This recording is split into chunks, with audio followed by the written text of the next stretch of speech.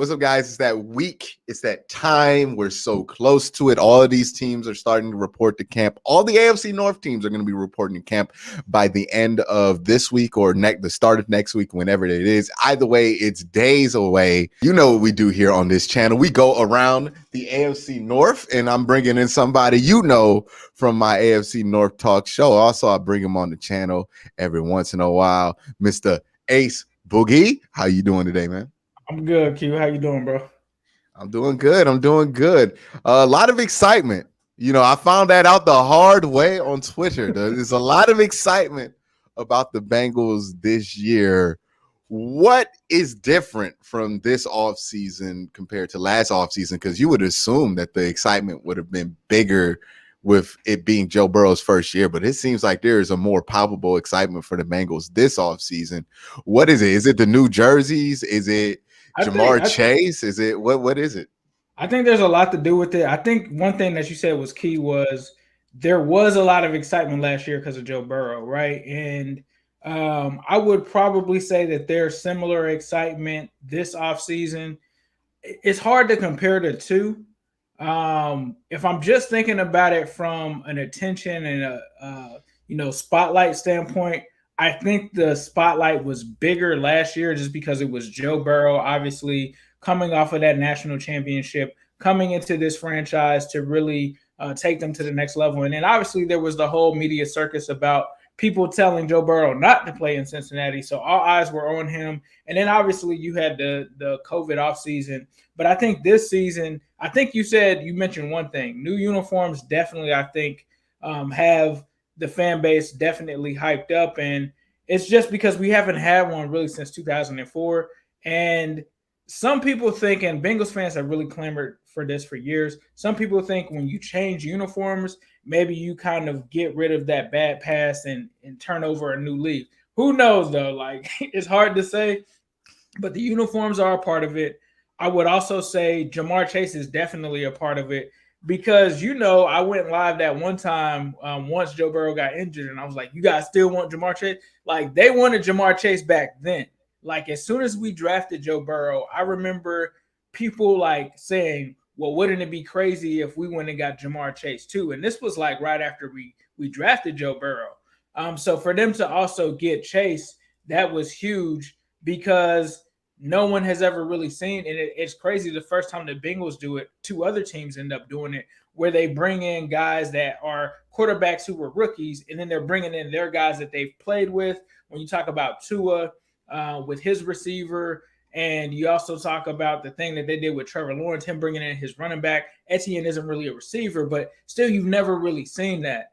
That's gotten people very excited. I would probably say the Riley Reef signing gets people excited because Bobby Hart was just so bad and the Bengals just did not get the memo to move on. And it's not that Riley Reef is this elite right tackle, but compared to Bobby Hart, he's probably considered elite. Like general NFL, he's probably just average, right? But Bobby Hart was below average. Now, he didn't have the worst season last year, but this was a guy 2 seasons ago that gave up 10 sacks in one season. So that was one of the reasons that the Bengals fans have gotten excited. And I would probably also say the draft, the fact that they went out and got so many guys in the trenches on offense and defense, I think that was another thing.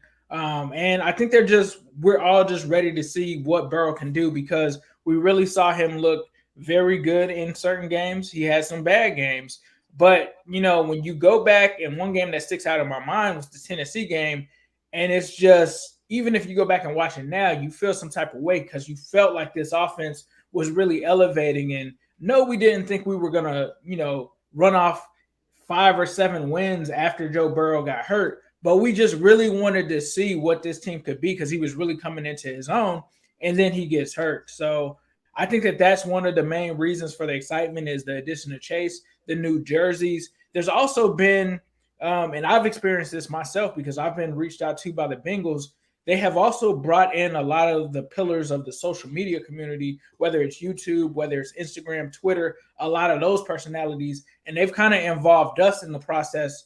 Whereas in the past, they've kind of been hands off because they've had a negative connotation with the team. But Mike Brown's granddaughter has come in and really embraced all of the criticisms and has really tried to change the culture of the team. So I think fans also seeing that it's like, wow, these guys are reaching out to Ace and Zim. They're reaching out to Commissioner Yaz. They're reaching out to Joe Goodberry, and they're actually messing with us. Whereas before, it was kind of a keep these guys at a distance because they might shed some negativity. But they've really done a great job. I have to give them their kudos and just really pouring into the community, especially on social media.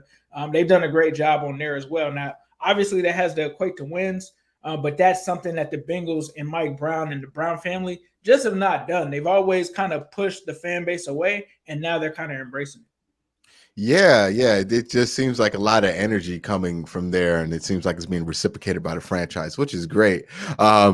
So what about this team this year? What do you think the Bengals have improved the most coming into this year? I would say probably the wide receiver position. Even though I'm a huge AJ Green fan, it was clear at times him and Joe Burrow just weren't on the same page. I'm not gonna put that blame on AJ.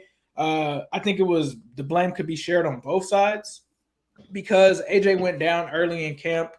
This was him, obviously coming off of a year and a half where he had missed that season, never got to play in the offense at all, was trying to learn a new offense, trying to learn a new quarterback, had health issues.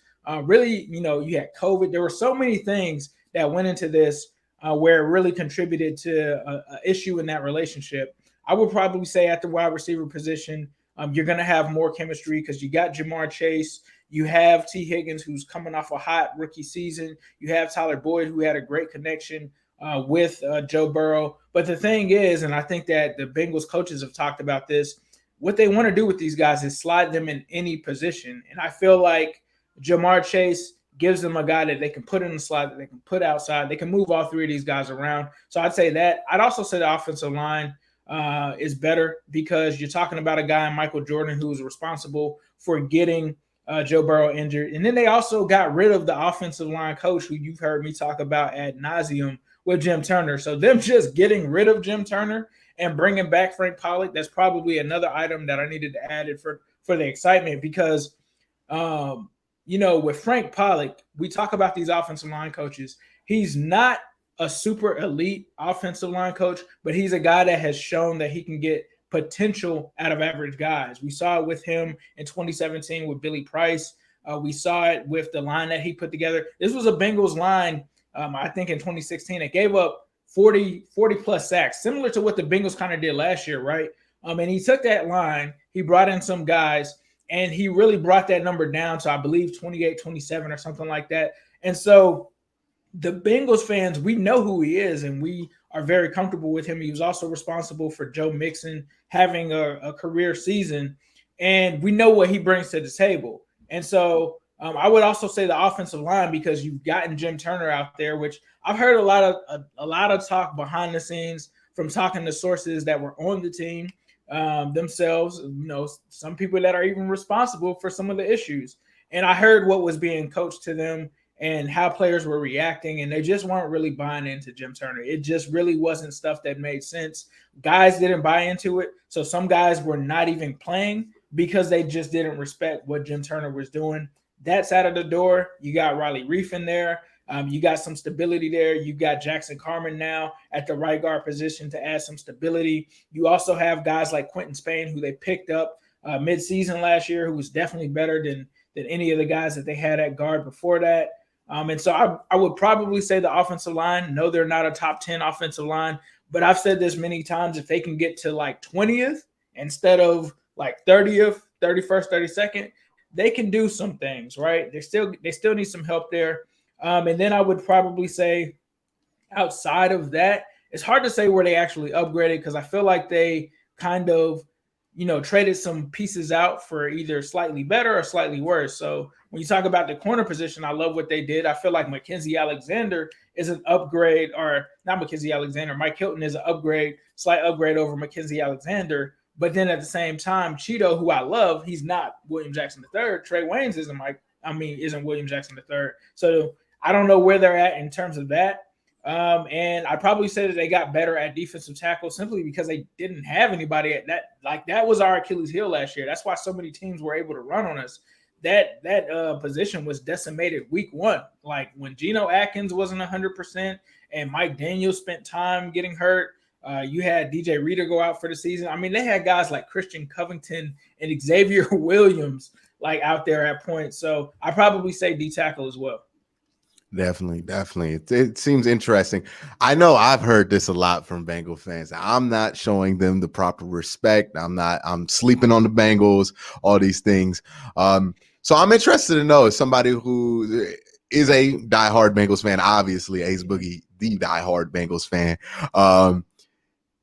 What is the proper respect level that you guys are looking for? Like what do you guys feel like is where the Bengals should be seen at? I know you have had your arguments with me about, hey, look, I think the Bengals are probably going to get swept and kind of looking at them as a pushover. I don't think y'all are a pushover by any means. I do believe, and this sometimes comes off as a joke, but I'm being serious. I do believe you're going to push us those two games. I don't know if y'all beat us them two games.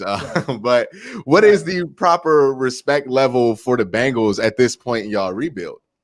I think probably 7 to 8 wins is at least respectable. I think when some people come out and say that they're going to go 4-11 or 4 and whatever that is now that we have 18 games, I think that that's just honestly kind of disrespectful because when you look at a lot of the games that they had last year, like even with the two Browns games, they were in a lot of those games and they were still trying to figure out a lot of things, especially with being led by Joe Burrow as well as T. Higgins. But they had a lot of injuries too. Like, literally almost all of those guys that I named got hurt last year. Joe Mixon was hurt early, didn't get to play that much, only played in 6 games. T. Higgins got hurt at the end of the season. He couldn't even get a chance to break the rookie record. Joe Burrow, after 9.5 games, out. You talk about some of the other guys on the defense, William Jackson, Trey Waynes, DJ Reader. I mean, the list goes on. Like, if you were to look at the top Bengals players, literally majority of them were injured last year at some point, those key guys. So I think if you were able, now we can't predict the future, right? But I think when you go into the preseason things, nobody's expecting an injury, right? So I think when you go into it and you say, okay, you got a healthy Joe Burrow who was kind of ascending there at the end, they were able to pick up wins. And honestly, I think if Joe Burrow plays in that Washington game, I think that that's a win. Going with how the game was going at that point, he had like over 200 yards passing in just the first half. And it just seemed like the game at that point was going to go to the Bengals. You talk about the Steelers win that they had randomly. There were a lot of close games that they lost last year. I mean, you talk about the Cleveland game, it comes down to a Darius Phillips getting bombed on there at the end. And, that could be, that actually was kind of, from what I heard, a coaching decision, which was kind of crazy because Carlos Dunlap went off on the defensive coordinator for calling that coverage. But there's that play. There's the play in the Indianapolis Colts game where the Bengals were up in that game, majority of the game. At the end, Joe Burrow throws an interception. So I think a lot of us look at it and you look at the season last year, but like there were only probably 2 or 3 games that they got blown out in.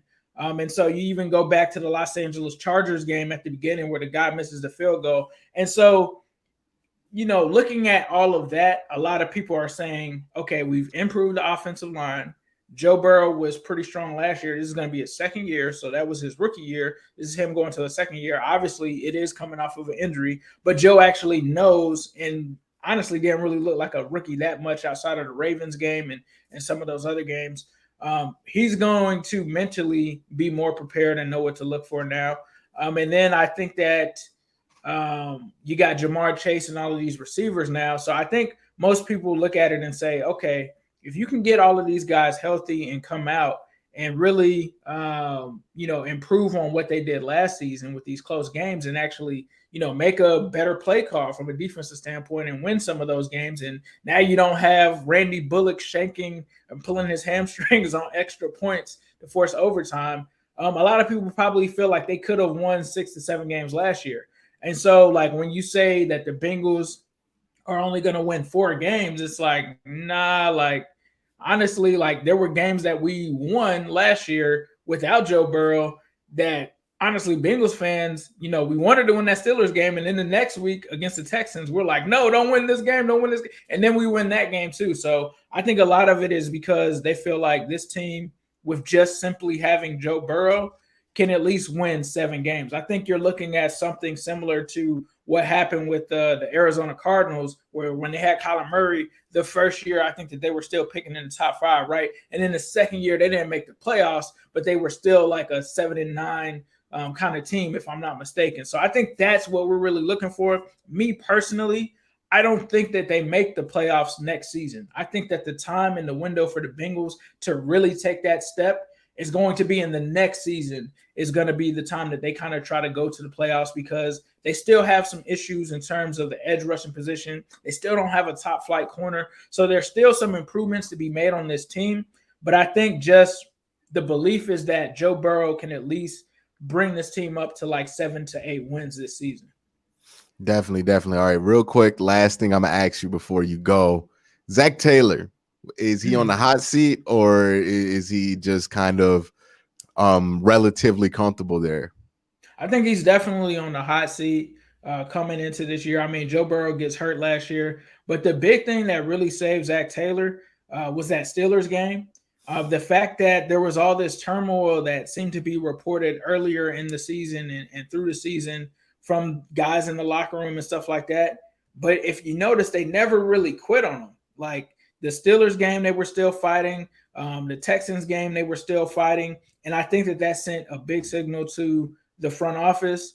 And then Joe Burrow likes the guy. Like Joe Burrow believes in Zach. So that relationship that they have and anything that Joe Burrow wants definitely goes a long way because when you have that franchise figurehead, whatever he requests is what's going to happen. When Joe Burrow got drafted here, one of his concerns was, are the Bengals going to make aggressive moves in free agency to compete for a championship?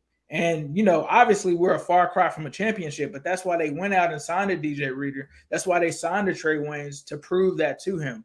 So he is on the hot seat. Obviously, I think if he doesn't win at least 7 games this season, I think Zach is out of there. I think he's out of there because now he finally has, like, when you're making a transition from coach to coach, I've been critical of him, but I had to take a step back and look at it.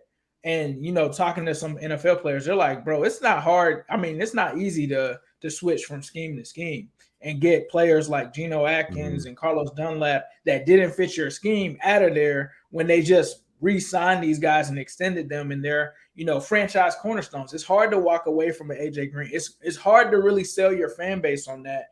But that's what he's been, I guess, essentially charged with. And I mean, now that those guys are out of there, there's no excuse. You got your 3-4 guys, you got your offensive guys that you want to build around. There's not really many Marvin Lewis guys left outside of Tyler Boyd and Jesse Bates III. So you don't really have those Marvin guys in there. So there's no excuse to say, oh, well, Carlos Dunlap doesn't fit my scheme, so our defense is going to suck.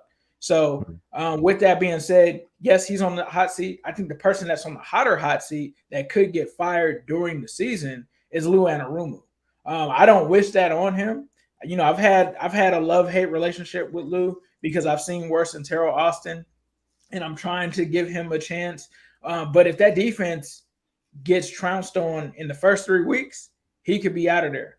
Zach Taylor, I think they'll wait until the end of the season to let him go. But I do think if he does not win 7 games, I think he's out of there. I think that they're going to move into a different direction, and we'll have to see what happens.